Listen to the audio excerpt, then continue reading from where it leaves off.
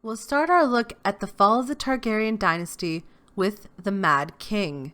Now, the Mad King's real name was Aerys II, son of Jaehaerys II. The Mad King's dad was once given this prophecy that a mythical hero, someone called the Prince That Was Promised, would be born from the descendants of his son and daughter. So, being that incest was for the most part totally cool with the Targaryens anyway, Jaehaerys forced his son and daughter, Aerys and Rhaella, to marry each other so that they could make this whole promised hero prophecy thing come true. The two siblings really didn't like each other. In fact, it was a pretty well-known fact that Daenerys' father had a huge crush on Tyrion's mom before he was forced to marry his own sister, and that Aerys continually raped his sister wife Rhaella. So, as you can imagine, they totally hated each other. Like, picture it for yourself. You and your sibling, who you despise and are always fighting with, are forced to marry each other. Yeah, not only would that be super effing disgusting for sex type reasons, but also the worst and most frustrating thing in the world. Ugh, blah. Anyway, the unhappy union of Aerys and Rhaella ended up producing a kid pretty early on in their marriage, a son they named Rhaegar. After that, Rhaella suffers a long string of miscarriages and children who die really young before finally giving birth to Viserys, literally 17 years later. After Viserys is born, Rhaella seems to have taken a break from the baby-making game before finally getting pregnant with Daenerys 8 years later. During that 25-year time span, the king and queen grow even more distant, and the hatred they feel for each other grows deeper, as Aerys becomes more and more mentally unstable and actually somewhat evil, which is a huge understatement. When Rhaegar is about 21 years old, his parents arrange for him to be married to Princess Ilia Martell of Dorne. By all accounts, it's a pretty satisfactory union. It's clear from the stories of people who knew them that Rhaegar treated Elia very politely and maybe even very kindly, and Ilia is described as being a very sweet-natured woman who loved her children and her family in Dorne. And though we're explicitly told that Rhaegar and Ilia were not madly in love with each other, the young couple does go on to have a daughter they named Rhaenys by the end of the first year of their marriage. The next year, there's a big tournament at Harrenhal Castle. Everyone who's anyone is there. All the major families of Westeros, and even the king showed up. All the best knights competed against one another, but in the end, the crown prince, Rhaegar Targaryen, emerged as the champion of the whole shebang. Now the champion of the tourney gets to pick the girl that they think is the prettiest one there and give her a flower token of some kind, in this case a flower crown, and name her the Queen of Love and Beauty. Think something along the lines of a star quarterback personally choosing which girl becomes the homecoming queen. In season 1 of the TV show, we see Loras Tyrell picking Sansa Stark as the Queen of Love and Beauty by offering her a red rose after winning the tourney in honor of her dad, Ned Stark. That's pretty much what Rhaegar Targaryen did at the tourney of Harrenhal. Now, everyone present at the tourney of Harrenhal expected to see the crown prince pick his own wife as the Queen of Love and Beauty. I mean, apparently she was sitting right there in the audience. But hell nah, he goes right past Princess Ilia Martell and in front of everyone gives the crown of blue roses to Lyanna Stark. Like, oh my god, Becky, drama! For those of you who don't remember, Lyanna was Ned Stark's only sister, and she was technically engaged to Robert Baratheon when Rhaegar chose her to be his Queen of Love and Beauty. Naturally, this action caused quite a bit of pearl clutching and gossiping. But I want to be clear, nothing actually happened, like nothing physical or dishonorable happened other than her getting a flower crown. At least, nothing that we, the audience, or anyone who's a book reader really know 100% about or has ever been really discussed. But was Ilia pissed about this?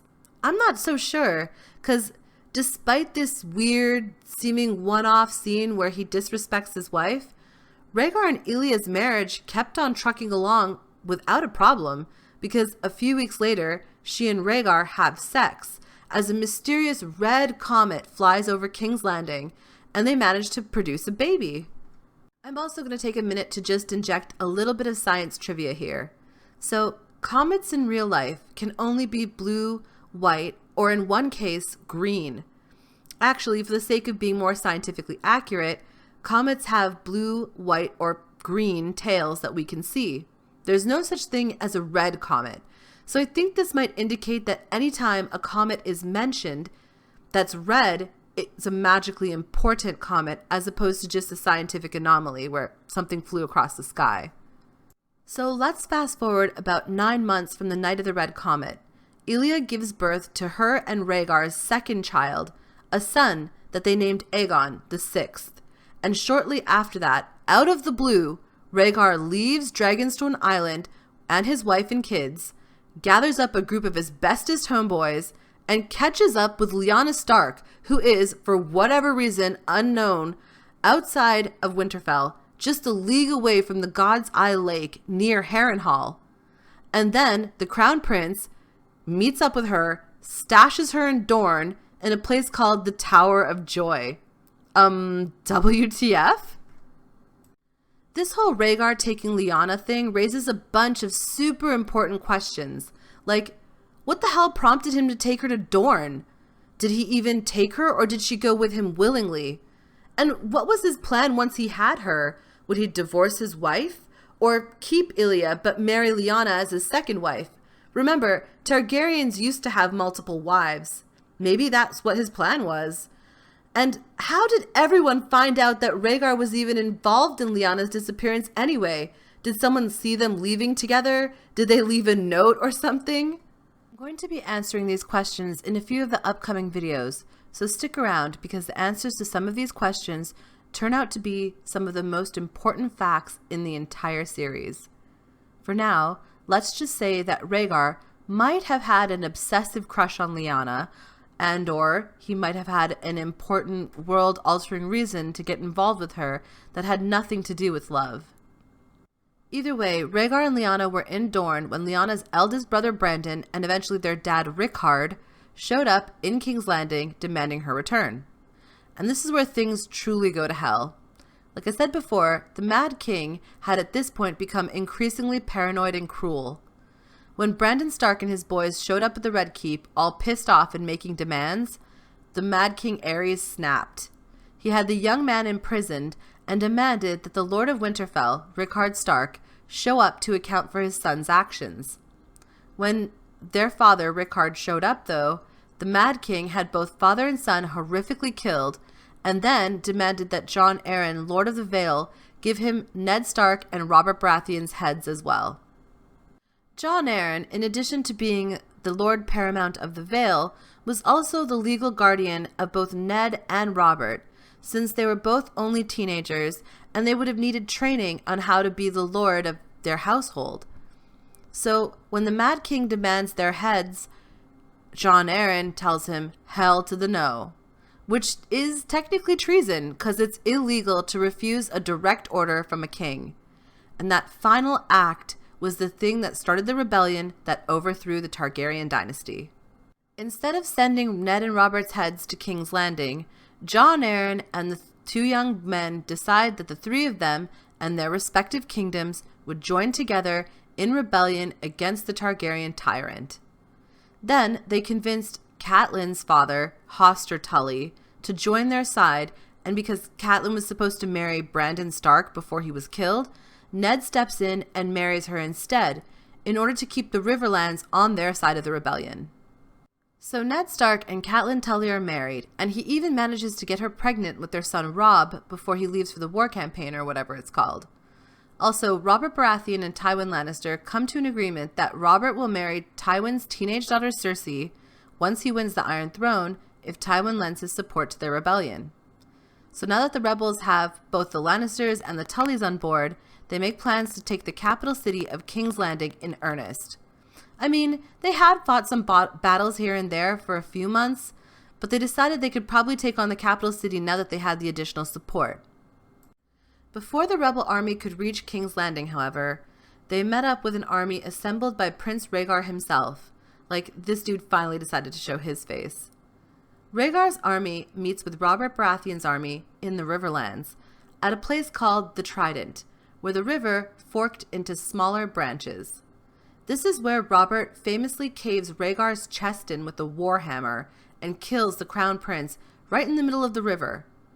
The rubies that had been engraved into Rhaegar's armor apparently flew off because Robert hit him so hard.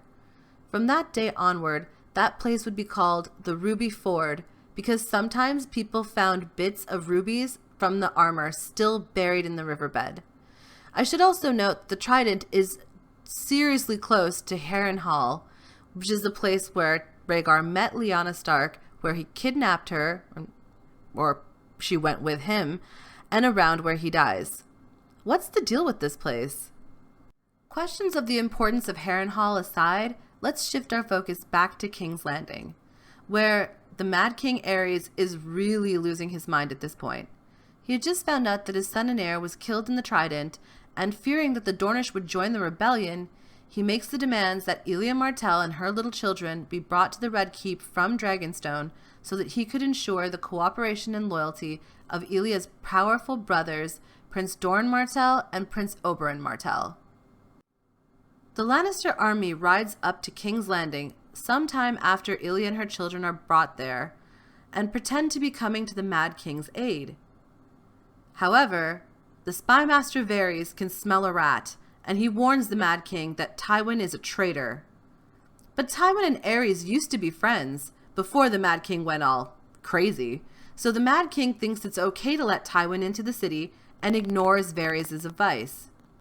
Once the Lannister army had entered the capital, however, they turned on the king's men and started sacking the city. Tywin's son, Jaime Lannister, at this point had become a young member of the Kingsguard and was personally charged with guarding the king. When the Mad King hears that Jaime's dad had turned traitor, he demands that his pyromancer set up wildfire to blow up the whole city, and he demands that Jaime go down and kill his own father. Now, you guys remember that scene from the TV show, and this is sometime after Jaime loses his hand. He and Brienne are in a bathtub. He talks about this situation and how he had to break his oaths to protect the king because he killed Aerys in order to save the people of King's Landing from being blown up by wildfire. Anyway, Ned Stark and Robert Baratheon get to King's Landing at some point after Jaime had killed King Aerys. The two of them walk into the throne room in the Red Keep and find Jaime just chilling on the Iron Throne like the cocky son of a bitch that he is, and Ned starts getting pissed. Like, he didn't expect to have Aerys dead. He thought they'd put him on trial and they'd get proper justice. And Ned didn't like that Jaime broke his sacred vow to protect the king by literally stabbing him in the back, which is obviously super treason, like the most treason you can possibly do. So Ned really wanted Jaime to be sent to the Wall to join the Night's Watch to repent for his sins. But Robert was totally cool with the Lannisters, and he didn't want to piss off Tywin, who was going to be his father-in-law in a few days, so he let Jaime stay on the Kingsguard. And if Ned hadn't approved of Jaime, then he really didn't approve of Tywin Lannister's lack of morality. See, Tywin had his giant thug, the Mountain, kill Rhaegar's wife, Elia, and their two little children. In the most brutal, rapey, crush a baby's head in type of fashion. It wasn't good. And then, to make matters worse, he brought the corpses into the throne room in front of everyone to show off what he'd done. Well, now it was Ned's turn to lose his damn mind. He never signed up for killing babies and raping women and breaking vows. So he got really disgusted when Robert was actually happy with what Tywin and the Mountain did. And even though Robert was his best friend since they were kids, that action created a bit of a rift between them, one that would never really be resolved until Robert lay on his deathbed. So Ned's not happy with Robert and Tywin and the way things are going down in King's Landing. He decides he needs to leave and do something useful. He takes his army and goes south in search of his sister, who, by the way, is still missing somewhere out in Dorne. So before Ned and his men get to Dorne, they stop by Storm's End in the Stormlands and defeat the Tyrell forces that had been besieging Stannis Baratheon, Robert's younger brother, and the whole town around the castle. 'Cause Ned and his dudes, they're decent guys like that. Okay, so now I'm going to tell you a kind of weird story with a bunch of missing plot holes. Follow me as best you can because it's convoluted as all hell. So, Ned has an entire army at Storm's End. He had to have had one because you can't defeat the rich and powerful Tyrells without a large number of battle-hardened dudes at your side.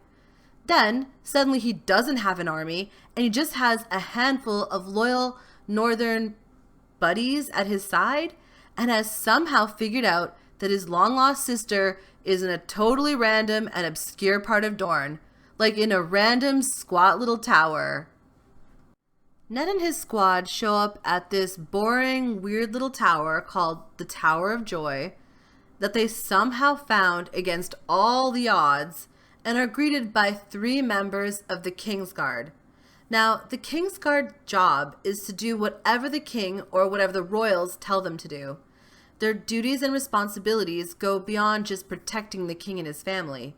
In this case, the 3 of them, Gerald Hightower, Oswald Went, and Arthur Dane, were ordered by Prince Rhaegar to block anyone from entering the Tower of Joy. A big fight scene ensues between Ned and his men and these 3 members of the Kingsguard, and everybody dies except Ned and his buddy Howland Reed. So for those of you who don't know, Howland Reed is actually Mira and Jojen's dad, and he apparently saved Ned's life in this fight. And he also happens to be the only person still alive in our story who was actually present at the Tower of Joy and who knows what really happened there. Anyway, Ned climbs the tower and finds his sister lying in what he described as a bed of blood, with blue winter roses, her favorite flower, all around her. Lyanna dies in his arms, but not before making Ned promise her something. We don't actually know what she made him promise. All we know is that she said, "Promise me, Ned." All we know is that after Lyanna dies, Ned and Howland somehow tear down the entire Tower of Joy and bury all the guys who died in the fight earlier. So yeah, wrap your head around this one if you can. Somehow, 2 regular dudes just managed to tear down a tower. Like a stone fortification meant to withstand an attacking army. And those same 2 dudes go and bury 8 other guys. Okay, what? Like, how'd he do that? Did they have a cannon to take the tower down, or a crane, a wrecking ball, or even a shovel or a hammer? Whatever, let's pretend that this is totally possible, and I guess just keep going with this increasingly weird story. Like I told you, this is weird. Remember how I was telling you earlier that one of the 3 Kingsguard at the Tower of Joy was a knight named Arthur Dane? Well, Arthur was supposed to be one of the best swordsmen in the 7 Kingdoms, and as a member of House Dane, he was named the Sword of the Morning. Now that title is only given to a member of House Dane that wields their ancestral sword, Dawn. This sword is one of the most unique weapons in the entire world. Forged from a strange white metal that came from the heart of a fallen star, this sword was beyond priceless. A lesser man might have taken the sword from the dead Arthur Dane and kept it for himself.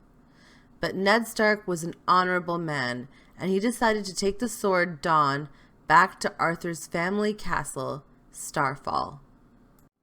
If this story wasn't weird enough, it's about to get even more bizarre.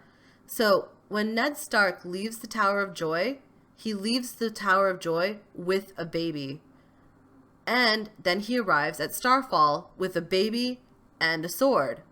Or Ned Stark shows up to Starfall with the sword, impregnates somebody there, and ends up having a baby with her. Either way, Ned Stark comes back from the war with a baby born in Dorne whose name was Jon Snow. Now, whether Jon Snow was born in the Tower of Joy or whether Jon Snow was born at Starfall, no one can say for sure right now. But what we do know for sure is that Jon was breastfed by this woman named Wyla, who was a servant of House Dane. Now, some people in the story believe that this Wyla woman was also John's birth mother in addition to being his wet nurse. Other people in the story claim that the beautiful Ashara Dane, sister of the Sword of the Morning Arthur Dane, was the woman who Ned supposedly had his affair with, who was John's mother. After all, Ned really did have a crush on Ashara, and long before he was married to Catelyn, had danced with her at the tourney of Harrenhal. But again, I hope you can appreciate how little sense any of this makes. I mean, why are any of the Danes nice to Ned Stark in the first place? He was involved in killing Arthur Dane, the Sword of the Morning. Does returning their super old, super awesome sword to their castle mean that much to them that they can overlook the whole "you killed my brother" thing? Whatever the case may be, there's definitely something important about Ned Stark, House Dane, and this mysterious baby thing.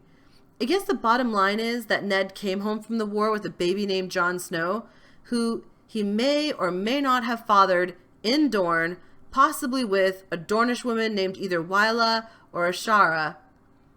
And meanwhile, back in King's Landing, I wanted to mention that the Mad King's wife/sister, Rhaella, had managed to escape from the Red Keep before Tywin's forces got into the city. She and a handful of her faithful servants, along with her 8-year-old son Viserys, ended up on the last of the Targaryen strongholds, Dragonstone Island. Let's also keep in mind, Rhaella was pretty heavily pregnant when she escaped. So naturally, once their party arrived on Dragonstone Island, she went into labor from all the stress that she was under, just as a huge storm started raging outside. During this crazy, wild storm, Queen Rhaella gave birth to her last child, her daughter, Daenerys, and then the tragic queen tragically dies. Viserys, who at that point was only an 8-year-old child, loses his beloved mother and is left alone with his brand new baby sister and an old knight named Sir Willem Darry, who used to be the master-at-arms for the Red Keep. The young prince, the baby princess, and the old knight move into a large stone house surrounded by grassy fields with a red door and lemon trees in the garden for a few years as the kids grow up. One terrible day, maybe when Viserys is only a preteen, like 11 or 12 years old, and Daenerys is maybe 3 or 4 years old, their old guardian, Sir Willem Darry, dies. This would have been a tragic loss in and of itself, but it's made worse by the fact that the servants steal all the wealth the young Targaryen children had left from their escape, and the orphaned prince is left to raise his kid sister all alone in the cruel world without a coin to their names. Together, the two children roam the free cities, begging for survival, hoping to find other Valyrian descendants that would be kind enough to help them out, all the while searching for a way to get back to Westeros and for Viserys to take his rightful place on the Iron Throne as the true king. In the meanwhile, Robert Baratheon keeps sending assassins after them. And remember, they were only kids. It isn't until Daenerys is about 13 years old that they finally find shelter with Illyrio Mopatis in Pentos and have a solid roof over their heads. So this must have been about a decade of begging for them. But by that point, a once sweet and normal Viserys had become a hardened, embittered, slightly unhinged young man who took to abusing his sister Daenerys and drinking too much. I want to point out that in the first book especially, Dany frequently remembers how awesome of a brother Viserys used to be. It's really sad how his life went from tragedy to tragedy. He's about 21 or 22 years old when he sells his 13-year-old sister to Khal Drogo as a bride in exchange for the means to win back his father's crown and finally return to his home. Back in Westeros, in King's Landing, Robert is married to the beautiful Cersei Lannister, and they grow to truly despise one another as Cersei begins a secret incestuous relationship with her twin brother Jaime. That relationship results in 3 children, Joffrey, Marcella, and Tommen, who Cersei passes off as Robert's legitimate kids. Robert, for his part, screws anything that moves, spawning literally 16 bastards, including Gendry, but forever mourning the loss of his beloved Lyanna in his heart. Far away in the north, Ned Stark and Catelyn Tully's marriage starts off a bit rocky, given that he returns from the war with some other woman's child. But they grow to love each other more and more as the years go by, and they end up with 5 kids of their own: Robb, Sansa, Arya, Bran, and Rickon. At some point after Robert's rebellion, Balon Greyjoy, Lord Paramount of the Iron Isles, decides that he would crown himself king, and that led to the failed Greyjoy Rebellion, which left Balon's youngest son, Theon, as the ward of Ned Stark. So Theon moved to Winterfell as well. Ned Stark and Robert Baratheon's legal guardian, Jon Arryn, marries Catelyn's little sister Lysa, and he becomes the king's right-hand man, or the hand of the king, because Robert is just really not equipped to handle the affairs of the kingdom. He's more into hunting and fighting and drinking and whoring. And eventually, Jon Arryn and Lysa have a son, also named Robert, but we always call him Robin or Sweet Robin in the show because there are already too many Roberts. Anyway, years pass, like 13 to 15 years pass.